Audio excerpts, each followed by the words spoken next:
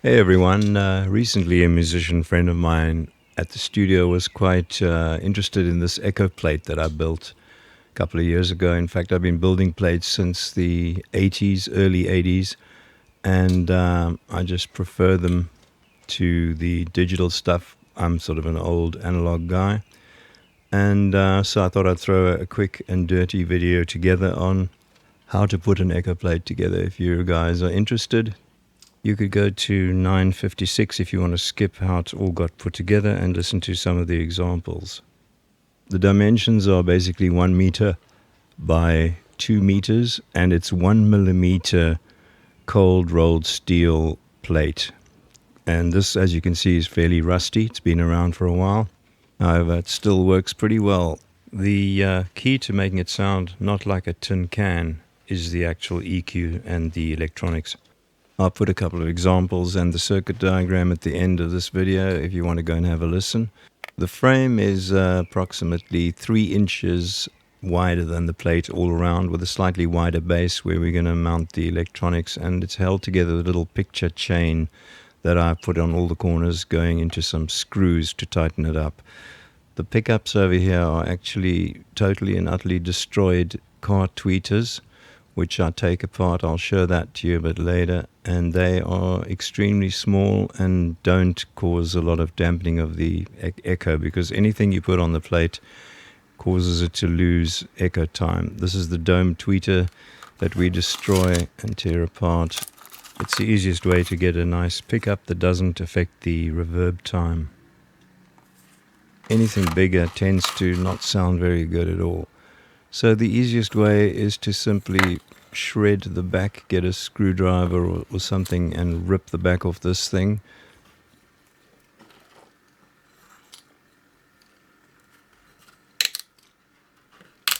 They're generally pretty badly made, so it's quite easy.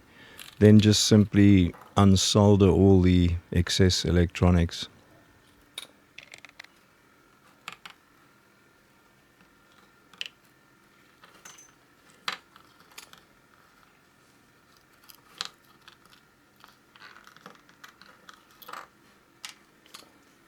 If you're wondering about the fingernails, it's from trying to scrape rust off an echo plate, but I don't recommend it.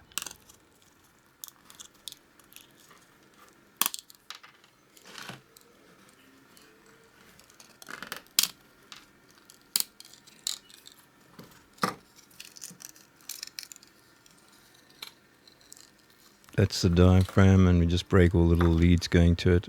Pretty much useless, everything else. And then you flip it over, you'll be able to see the actual element underneath, which needs to be unsoldered carefully from the diaphragm.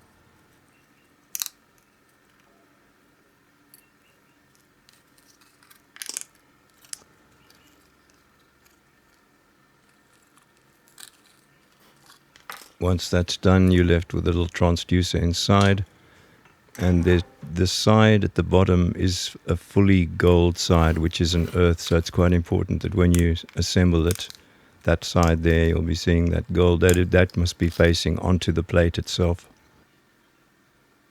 Then it's just a matter of soldering on a single core screened cable, and obviously the tag that is connected to the bottom of the piezo, which is an earth, needs to be soldered to the shielded part of the cable.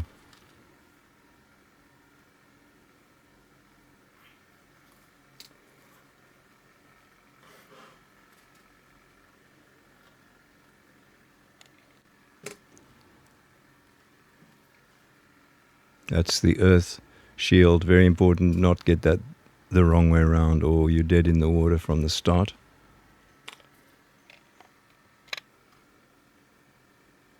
So there's the shield going on to the gold full piece, and now comes the live. And once you've done that, you can actually just trim away the little excess wires, which are very tough actually. Made of some sort of unobtainium steel wire, I don't know what they use. Eventually it comes away, there we go. Then to test it, plug it into a guitar amp, or you can plug it into any high impedance source. bear in mind it has to go into a reasonably high gain line level, high impedance to test.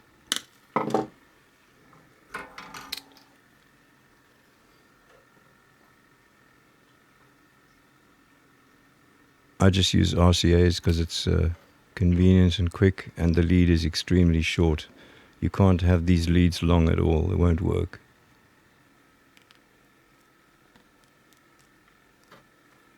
Then once you've assembled it, plug it in somewhere that you can have a listen to it, give it a few taps and make sure that it's working.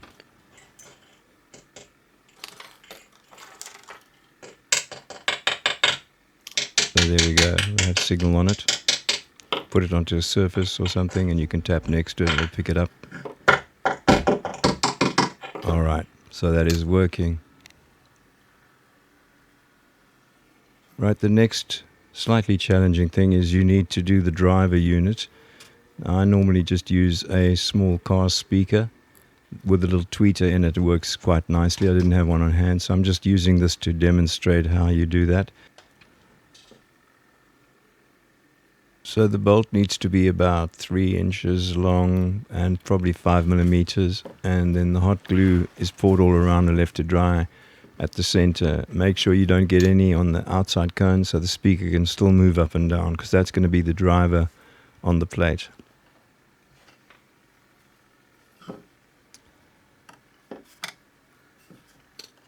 Should mount it to a piece of wood similar to this, because what's going to happen is you're going to mount one side on the floor of the plate frame and you're going to swivel it in until it pushes against the plate, so that the bolt is actually just press fitted against the plate. So it needs to swivel and then be tightened down.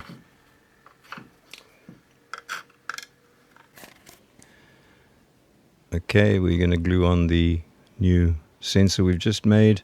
You have to use a bit of sandpaper and clean the area of the plate. They can be about 6 or 7 inches apart. It doesn't really matter, in fact. So apply the super glue into the area that you've scrubbed and cleaned and got a little bit of a rough surface on. And then simply a matter of pressing it firmly and holding it for about 10 seconds or so. And then you need to leave it to dry for at least 25 minutes, I would think. Right, so there are the two sensors and the leads coming down, which we'll plug into the unit. This is a box I made to handle the ins and outs and a bit of a level. And it's basically 2 male XLRs for the output and 1 female for the input. Here you can see the construction. Simply run a big fat earth along all the earths, and you can solder the components directly to that, so you don't need a circuit board or anything. You can see this very small Class D amplifier there, which is going to act as the driver. The rest is just the filters and caps and the 2 transistors. And of course the smoothing for the power supply, which is 12 volt DC. Okay, so here's the box being put at the foot of the Echo, the 2 transducer leads going into the input, and very important, you need an earth strap going from the chassis onto the plate. If you don't do that, the whole thing hums like unbelievably. So make sure you've got that earth strap in there. And then over here is the speaker driver. As you can see, if I push the plate away, it moves away from the plate and now back on. So that is now just pressing onto the plate and screwed down to hold tight.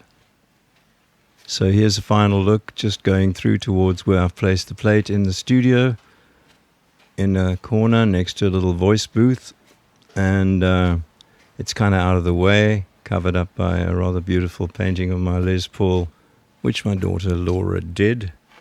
And I normally feed this from an auxiliary send, which has got a 60 to 80 millisecond delay built in.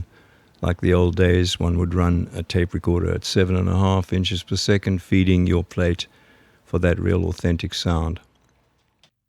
When the white eagle of the north is flying overhead, and the browns, golds of autumn lie in the gutter dead, live hand in hand, and together we shall stand on the threshold of a dream.